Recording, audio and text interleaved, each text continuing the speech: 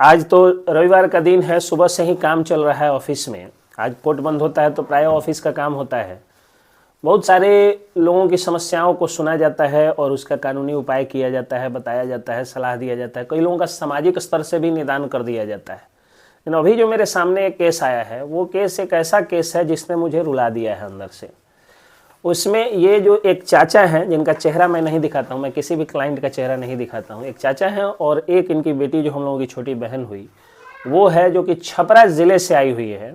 ये छपरा ज़िले से चाचा आए हुए हैं और इनके साथ समस्या ये है कि एक जॉब में थे और जॉब वालों ने इनका पूरा का पूरा सैलरी पूरे ज़िंदगी का 1980 से लेकर के और अब तक का पूरा सैलरी इनका नहीं दिया, जिसके कारण इन्होंने अपना नीचे से लेकर के और ऊपर के वरीय अधिकारियों से इन्होंने उसकी सूचना दी। उसके बाद ये गए हाई कोर्ट और हाई कोर्ट में इनका केस डिस्पोज्ड ऑफ हो गया, क्योंकि तारीख पर जाने के लिए इनके पास पैसा नहीं था, या जो भी कारण हो, लीगल जो भी कारण हो, उसके कारण जो मैं नहीं बता सकता हूँ वीडियो में, उसके कारण इनका केस जो है वो डिसमिस हो गया।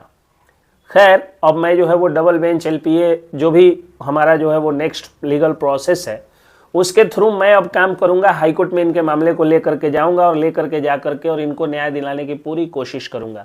लेकिन इस बीच में जो इन्होंने अपना पूरा का पूरा कमाई जो इनका रह गया और फिर जो ये इनका खर्चा आया, अब सोच करके देखिए कि छपरा से मोतिहारी के वार्ड नंबर 32 मजुराहा गांव में मेरे घर, जो कि मोतिहारी गांधी मैदान से 500 मीटर दक्षिण पड़ता है, आने में लगभग 700 से 800 रुपया इनको खर्च हुआ है, बस टेम्पू वगैरह सब कुछ। अब तक इन्होंने खाना भी नहीं खाया है और अभी दिन का लगभग 11 बज रहा है। हमको लगता है कि आज दिन में पता नहीं खाना खाएंगे कि नहीं। हम पूछेंगे कि खाना खाइए तो चाचा जो है वही स्वाभिमान वाली बात है, सोचे होंगे कि वकील साहब का क्यों खाने जाए।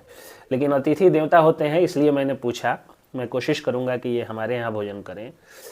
तो अब आप सोचिए कि इतना कष्ट करके ये आते हैं और समय जब कमज़ोर होता है तो कितना समय परीक्षा लेता है। सोच देखिए कि जब ये बस से उतरे और टेम्पू से आ रहे थे तो टेम्पू का एक्सीडेंट एक स्कॉर्पियो में हो गया और पैर भी इनका थोड़ा सा घायल और चोटिल हो गया है। इस तरह की जो कहानी होती थी। चाचा को 2 बेटी थी। एक बेटी की शादी इन्होंने ज़मीन बेच करके कर दी और दूसरी बेटी की शादी अब करेंगे, जो जिसको मैं अभी बहन कह रहा हूँ। ये लोग छपरा ज़िले के रहने वाले हैं। अब ज़रा सोचिए, इस समाज को क्या इनका साथ नहीं देना चाहिए था?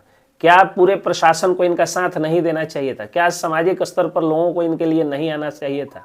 मैं तो मानता हूं कि दुनिया में 2 ही जाति होती है, अमीर और गरीब, लेकिन इनकी जो राजनीतिक जाति है वो मेरी वाली ही जाति है, यानी मेरे जात से आते हैं। इनका जो गोत्र है वो भी मेरा वाला गोत्र है। तो जाहिर सी बात है कि एक गोत्र के जो लोग होते हैं वो भाई बहन चाचा ही होते हैं। तो अब आप जरा सोचिए कि एक बेटी की शादी में एक गरीब पिता का 7 कट्ठा जमीन बिक जाता है और इनके पास 8 कट्ठा जमीन में 7 कट्ठा एक बेटी की शादी में भी जो है वो बिक गई। दूसरी बेटी जो कि काफ़ी सुंदर है, सुशील है, संस्कारवान है और हिंदी ऑनर्स है, BA हिंदी ऑनर्स है, उसकी शादी के लिए अब ये टेंशन में है कि उसके लिए अब हम कौन सा ज़मीन बेचेंगे। क्या दहेजखोर समाज, जो लोग कहते हैं कि खर्चीली शादी, आडंबर बहुत अच्छी चीज़ है, दहेज लेना चाहिए, क्या जो भी लोग ये कहते हैं उनको अगर सनातन संस्कृति के अनुसार अगर राक्षसों की संज्ञा दी जाए तो क्या ये कम होगा? बस मेरी हाथ जोड़ के आप लोगों से यही अपील है कि जहां भी कोई दिन दुखिया दिखे उसकी मदद करिएगा आप लोग, और दहेज को समाज से विदा कर दीजिए। अब लड़की संस्कार देख करके, उसका गुण देख करके, उसकी जेंटिलनेस देख करके, उसका एजुकेशन देख करके लड़की से आप शादी करिए।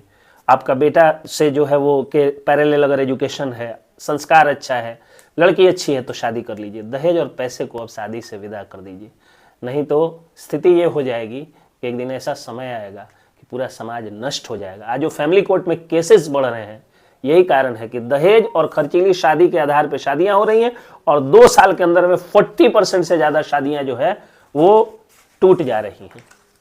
एलिट क्लास तो फैशन बना लिया है। जिस तरह पहले BPSC का एग्जाम या कोई भी एग्जाम जो होता था बिहार में कुछ दिन पहले तक, या अब भी है कि 3 चरणों में, 5 चरणों में होता था, PT, mains, interview, high court और सुप्रीम कोर्ट। उसी तरह अब शादी भी जो है वो कितने चरणों में हो रहा है।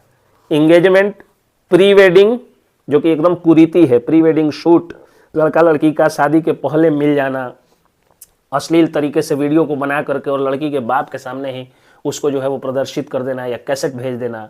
तो प्री वेडिंग, शादी, 3 चरण हो गई। शादी के बाद चौथा चरण खर्चीला रिसेप्शन, खर्चीली शादी के बाद खर्चीला रिसेप्शन, उसके बाद फैमिली कोर्ट, तलाक और तब फिर दूसरी शादी। यानी 6 चरणों में शादी आज 40% हो गया है। अगर नहीं सुधरे, अगर खर्चीली शादी और दहेज को इस समाज से विदा नहीं किया गया, तो मैं दावे के साथ कह सकता हूं कि बस ज्यादा दिन नहीं है, आने वाले कुछ ही दिनों में, यानी 5 साल देख लीजिए, 90% से ज्यादा शादियां टूटने लगेंगी। दहेज को विदा करिए, बेटी के जन्म को पहाड़ मत बनाइए। जिस नारी के गर्भ से आपका जन्म हुआ है, उस नारी को सम्मान देने के लिए और सही में देवी दुर्गा, माता सरस्वती और लक्ष्मी के पूजक इस समाज को अब दहेज को विदा करना होगा।